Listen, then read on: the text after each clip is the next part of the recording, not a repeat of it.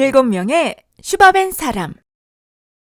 옛날에 슈바벤 남자 7이 모였습니다. 첫 번째는 슐츠 씨였어요. 두 번째는 야클리, 세 번째는 마를리, 네 번째는 예를리였죠. 다섯 번째는 미할, 여섯 번째는 한스였습니다. 마지막으로 일곱 번째는 파이틀이었어요. 7사람은 한마음이 되어 세상을 돌아다니며 위험한 모험을 찾고 위대한 업적을 쌓기로 굳게 결심했습니다. 7사람은 무장을 하고 안전하게 다니는 것이 좋다고 생각했어요. 그래서 무기를 장만하기로 했죠. 무기는 딱 한 개만 장만하기로 했는데 진짜 튼튼하고 기다란 창을 장만했습니다. 7사람은 이 창을 같이 들고 다니기로 했어요. 가장 용감하고 가장 남자다운 사람이 앞장을 서기로 했는데 그런 사람은 슐츠 씨밖에 없었죠. 다른 사람들은 순서대로 그 뒤를 따르기로 했습니다. 파이틀리가 맨 끝에 섰어요. 7월의 어느 날, 7사람은 아주 먼 길을 걸었습니다. 하지만 하룻밤 자려는 마을까지는 아직도 한참 남았는데 날이 벌써 어두워졌어요. 7사람이 마침 풀밭을 지나가고 있을 때였습니다. 말똥풍뎅이인지 말벌인지 어떤 커다란 벌레가 붕붕 기분 나쁘게 울면서 곁을 휙 스쳐 날아갔습니다. 슐츠 씨는 깜짝 놀라서 하마터면 잡고 있던 창을 떨어뜨릴 뻔했죠. 온몸에 식은땀이 다 주르륵 흘렀습니다. 슐츠 씨는 동료들에게 소리쳤어요. 들어봐. 들어보라고. 북소리를 들은 것 같아.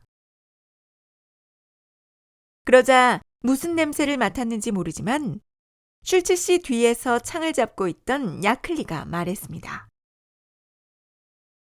분명 뭔가가 있어. 화약 냄새와 심지 냄새가 나거든. 그 말에 슐츠 씨는 냅다 달아나 울타리를 훌쩍 뛰어넘었습니다. 그런데 하필이면 마른 풀을 만들다가 놓고 간 갈퀴 날을 밟는 바람에 갈퀴 자루가 튀어오르며 슐츠 씨의 얼굴을 딱 호되게 갈겼습니다. 어이쿠 아파, 어이쿠 아파. 나를 잡아가세요. 항복이에요. 항복이라고요. 슐츠 씨가 울부짖자 나머지 6도 덩달아 차례로 뛰어와 울부짖었습니다. 대장님이 항복한다면 저도 항복입니다. 대장님이 항복한다면 저도 항복이라고요. 하지만 아무리 기다려도 꽁꽁 묶어 끌고 가려는 적이 나타나지 않았습니다. 그제야 7명의 슈바벤 사람은 속았다는 것을 깨달았죠. 이 이야기가 퍼지면 바보라고 놀림을 당할 테니까 7사람은 단단히 맹세했습니다. 자기들 중 하나가 무심코 입을 열면 어쩔 수 없지만 그때까지는 입을 꾹 다물고 있기로 말이에요. 7사람은 계속 걸었습니다. 두 번째로 겪은 모험은 첫 번째 모험과는 비교도 할 수 없이 위험했어요. 며칠 후 7사람이 빈 터를 지나가고 있는데 두 귀를 쫑긋 세우고 유리알 같은 큰 눈을 부릅뜬 채 토끼 한 마리가 양지에 앉아 쿨쿨 자고 있었습니다. 사나운 그 짐승을 보자 7명 모두 소스라치게 놀라 어떻게 하는 것이 가장 덜 위험할까 의논했습니다. 냅다 달아나고 싶었지만 괴물이 쫓아와 통째로 삼킬 것 같아 걱정이 됐거든요. 마침내 7사람은 이렇게 말했습니다. 위험한 큰 싸움을 이겨내야 합니다. 먼저 공격하는 쪽이 반은 이긴 거라잖아요. 그래서 모두 창을 움켜잡았는데 슐츠 씨가 맨 앞에 섰고 파이틀리가 맨 뒤에 섰지요. 슐츠 씨는 창을 그냥 잡고 있으려고 했지만 맨 뒤에 선 파이틀리는 용기가 펄펄 넘쳐서 달려들려고 하면서 고래고래 소리를 질렀습니다. 슈바벤 사람의 이름으로 진격하라. 아니면 너희들 절름발이나 되라. 하지만 파이틀리의 약점을 잘 아는 한스가 말했어요. 나불나불 떠들기는 잘하지만 용을 뒤쫓을 땐 늘 꽁무니시지.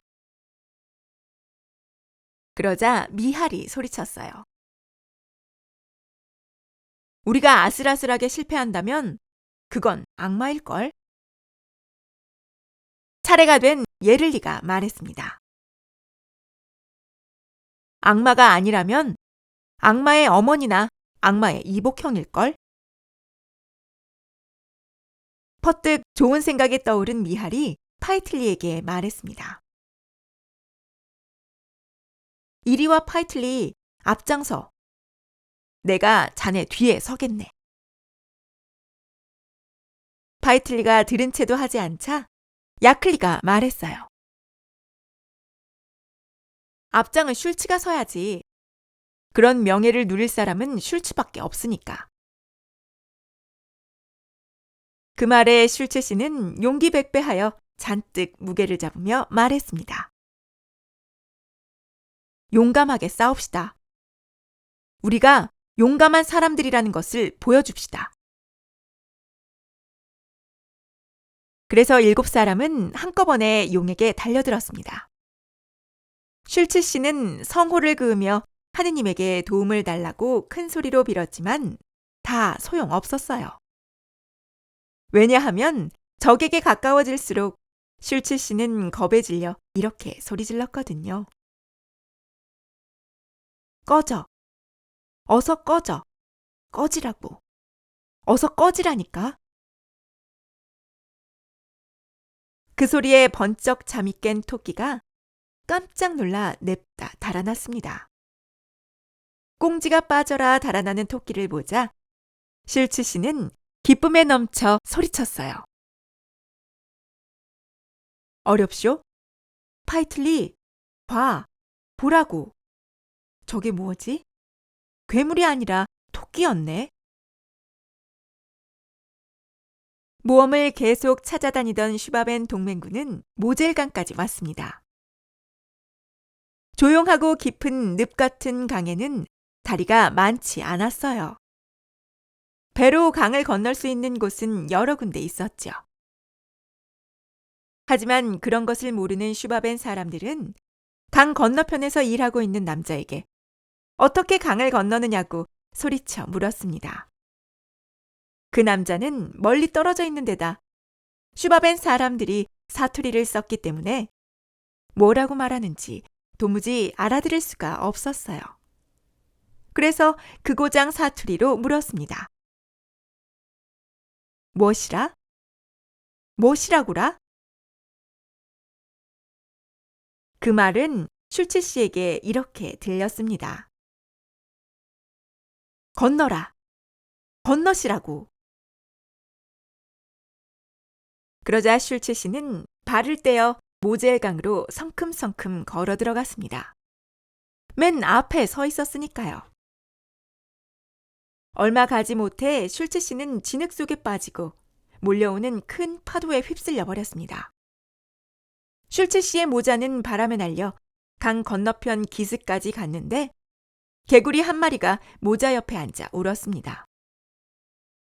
개굴, 개굴, 개굴. 그 소리는 건너편에 있던 6사람에게 이렇게 들렸어요. 건너, 건너, 건너. 그러자 슈바벤 사람들은 말했습니다. 슐츠 대장이 우리를 부르네. 대장이 건넜는데 우리라고 왜 못하겠어? 6사람은 한꺼번에 서둘러 강물 속에 풍덩 뛰어들었습니다. 결국 모두 다 물에 빠져 죽고 말았죠. 개구리 한 마리가 6사람의 목숨을 빼앗은 것입니다. 슈바벤 동맹군 가운데 집으로 돌아온 사람은 아무도 없었으니까요.